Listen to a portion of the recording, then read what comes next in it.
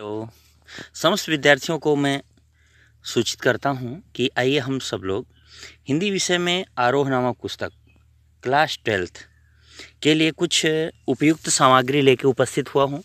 मैं उम्मीद करता हूँ कि आरोह नामक पुस्तक से जो पद्य भाग है, पद्य भाग में जो दूसरा लेसन है पतंग नाम का लेसन, उसको लिखने वाले हैं आलोक धनवा जी। आलोक धनवा जी के बारे में कुछ परिचय प्राप्त कर लेते हैं और इस शुभ कार्य के प्रारंभ में ये माता सरस्वती जी के चरणों में कोटि कोटि प्रणाम करते हैं और हम उम्मीद करते हैं कि आप सभी लोगों के मन मस्तिष्क को माता सरस्वती जी इतना एकाग्रचित रखेंगे कि आप अपने अध्ययन में सफल होंगे, हम अपने अध्यापन में सफल होंगे, हम दोनों का अध्ययन और अध्यापन का कार्य सुचारू रूप से चल सकेगा। यह है आलोक धनवा जी की वह इमेज है जो पुस्तक में आपको प्राप्त होती है। आलोक धनवा जी से आप बाई फेस, चेहरे से आप परिचय हो लीजिए। और आलोक धनवा यह नाम है आपके कविता के संपूर्ण कर्ता। आलोक धनवा कृत पतंग नामक कविता। आलोक धनवा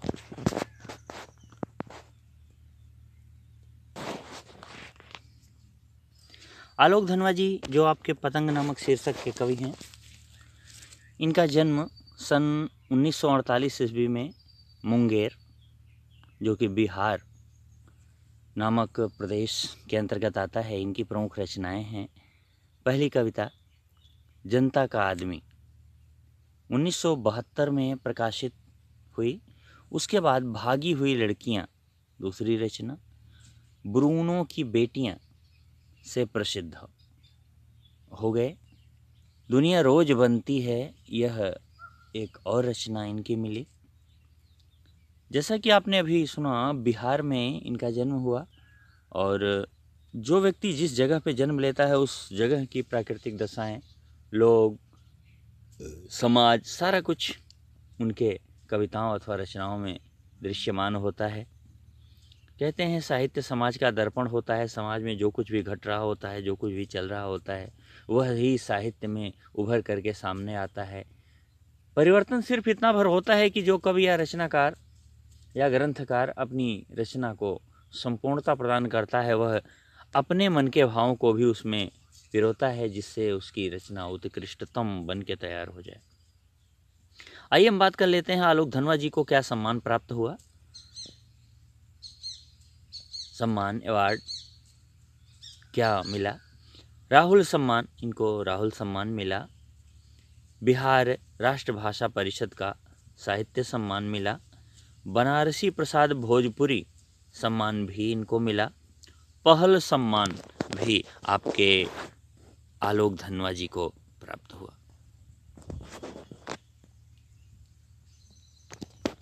इन्होंने एक चीज कही थी जिसको मैं विशेषतः आपके लिए बताने की कोशिश करता हूँ। आइए मैं मार्क कर दूं, अन्यथा आप पूरे का ध्यान देते रहेंगे। तो मैं चाहूँगा कि आप उस पॉइंट को ही पॉइंट आउट करें जहाँ पे मैं आपको ले चलना चाहता हूँ। जहाँ नदियाँ समुद्र से मिलती हैं वहाँ मेरा क्या है? जहाँ नदियाँ समुद्र से मिलती हैं वहाँ मेरा क्या है? मैं नहीं जानता, लेकिन एक दिन जाना है उधर। मतलब प्रकृति के उस हर हसीन नज़ारे को परिदृश्यमान कर लेना है, देख लेना है, उसका आनंद ले लेना है, क्योंकि बगैर प्राकृतिक नज़ारों का आनंद लिए व्यक्ति के अंदर सार्वभौमिकता उभर के नहीं आ सकती। व्यक्ति अकेला अगर सोचता रह जाएगा तो अकेले सोचने में उसे कुछ भी बेहतर नहीं मिलेगा। सीखना पड़ता है कि दुनिया में कहाँ कौन किस तरह का जीवन बिता रहा है, और उसी तरह व्यक्ति को अपना जीवन बिताने की प्रेरणा भी मिलती रहती है। जहाँ नदियाँ समुद्र से मिलती हैं, सोचिए क्या तारक क्रम है। नदियाँ समुद्र से मिलती हैं, स्वयं का मीठा जल समुद्र को अर्पित कर देती हैं और उसके खारे जल में स्वयं को भी खारा कर लेती हैं। लेकिन समर्पण, कितना विशिष्ट समर्पण है उनके अंदर कि वो इस मिलन से कभी भी हटती नहीं। अर्थात अगर देखा जाए तो किसी प्रेम करने वाले का प्रेम करने वाले के प्रति केवल समर्पण होना चाहिए, पाने की कोई इच्छा नहीं होनी चाहिए। नदियों को क्या मिलता है? कुछ नहीं, लेकिन वो संपूर्ण समर्पण समुद्रों को करती हैं और खारे जल वाली हो जाती हैं। अतः यह प्रेम का सर्वोत्कृष्ट उदाहरण है कि अंततः प्रेम में व्यक्ति का आप्लावित हो जाना, डूब जाना, घिर जाना और डूब जाने के बाद सर्व समर्पण कर देना और कुछ भी पाने की इच्छा न रखना। आइए हम आगे बढ़ते हैं। ऐसे समर्पण वाले आपके कवि महोदय आलोक धनवा जी, इन्होंने क्या लिखा है इसके बारे में हम चर्चा करेंगे। कविताओं की अपार लोकप्रियता अर्जित की। सन 1900, आइए थोड़ा सा पीछे हो लेते हैं। 7वें 8वें दशक में कवि आलोक धनवा ने बहुत छोटी अवस्था में अपनी गिनी चुनी कविताओं से अपार लोकप्रियता अर्जित की। देखिए, कुछ लोग होते हैं जैसे महाकवि माघ हैं। महाकवि माघ ने एक ग्रंथ रचा, जिस शब्द को जिस अर्थ के लिए प्रयोग किया दोबारा उस शब्द का प्रयोग नहीं किया, और वो उसी एक ही रचना के द्वारा इतने प्रसिद्ध हुए कि महान विद्वानों में उनकी गणना होने लगी। वैसे ही इन्होंने क्या किया कि गिनी चुनी रचनाओं के द्वारा अपार, अनलिमिटेड, बहुत अधिक लोकप्रियता लोगों द्वारा चाहे जाने लगे। सन 1972-73 में प्रकाशित इनकी आरंभिक कविताएं हिंदी के अनेक गंभीर काव्य प्रेमियों को जबानी याद रहीं, इतनी प्रभावशाली रही। देखिए, जब कोई चीज़ दिल को छू जाती है तो वो अपने आप याद हो जाती है, अन्यथा याद भी करते रहिए तो वो चीज़ याद नहीं रह जाती बल्कि भूलती है। आलोचकों का तो मानना है कि उनकी कविताओं ने हिंदी कवियों और कविताओं को इतना प्रभावित किया, कवियों को भी प्रभावित किया, कविताओं को भी प्रभावित किया। जब कवि प्रभावित होंगे तो उनकी कविताएं अपने आप प्रभावित होंगी। इसका मूल्यांकन अभी ठीक से हुआ नहीं है। इतनी व्यापक ख्याति यानी प्रसिद्धि के बावजूद या शायद उसी के वजह से बनी हुई अपेक्षाओं के दबाव के चलते आलोक धनवा ने कभी थोक भाव में लेखन नहीं किया, बहुत अधिक नहीं लिखा। जितना लिखा वही प्रसिद्धि का कारण बन गया। ये बहुत बड़ी बात है। कभी आप पढ़ रहे हों तो कई घंटे पढ़ते रहने से बेहतर है कि कुछ ही समय पढ़ के अपने अध्ययन को बेहतरीन बना लीजिए। जब तक मन लग रहा है तब तक पढ़िए। जितने अपेक्षाओं के साथ लोग आपके साथ आते हैं उतनी अपेक्षाओं को पूरा करते हुए पढ़िए। आप अपने अंदर ऐसी जिज्ञासा जगाइए अध्याय के प्रति कि पढ़ना बेहतरीन हो जाए। कवि परिचय ही हम क्यों करते हैं? कवि परिचय इसलिए करते हैं कि कवि का परिचय जितनी गहनतम ढंग से हम किए हुए होंगे उतना ही उनकी कविताओं को समझेंगे, क्योंकि कविताएं इंडिकेशन है, केवल इशारा किया जाता है। उससे संबंधित सारी चीज़ों को आपको अपने दिमाग के जानकारी के अनुसार समझना पड़ता है।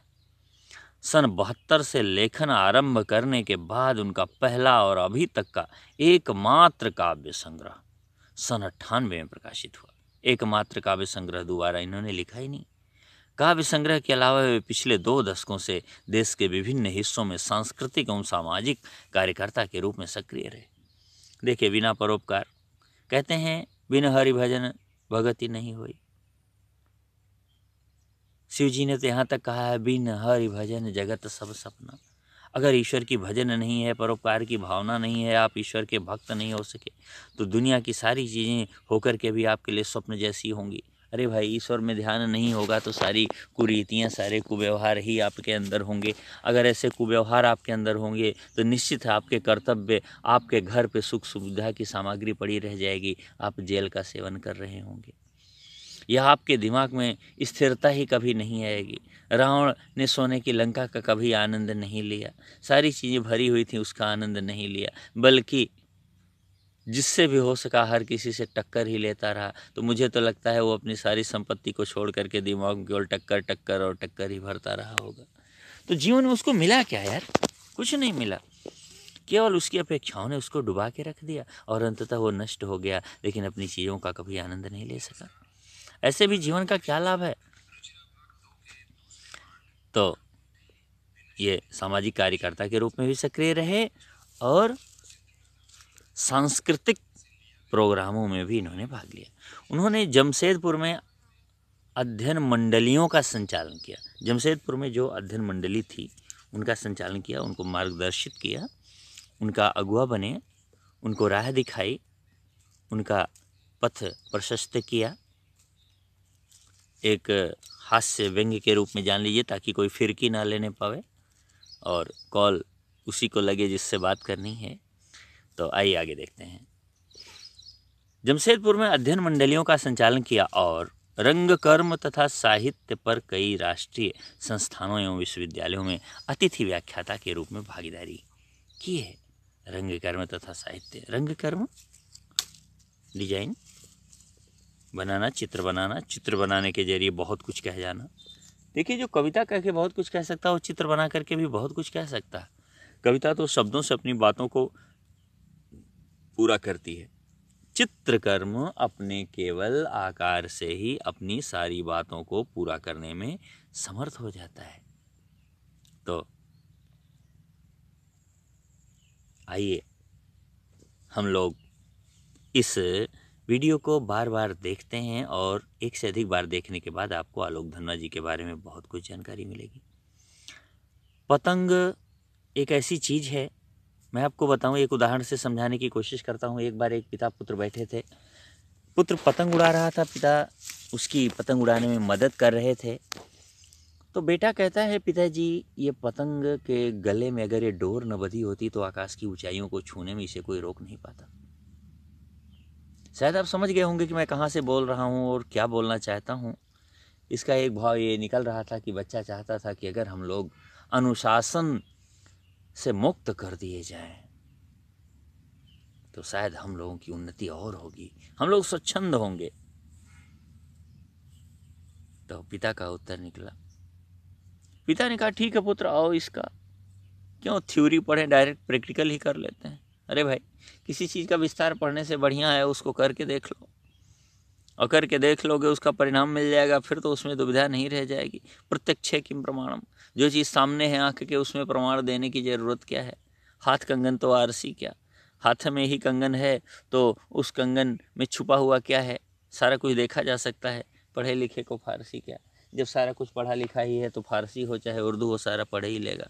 विद्वान है तो जानकारी हो ही जाएगी। तो पिता के कहने पर बेटे ने पतंग की डोर को काट दी और पतंग झूमती हुई स्वतंत्र तो हो गई, जैसे दिल किया उधर दाहिने बाएं आगे पीछे खूब झूमी, और झूमती हुई 1-2 मिनट के अंदर आके पृथ्वी पे गिर पड़ी, और फिर उड़ने का साहस उस पतंग में नहीं रहा।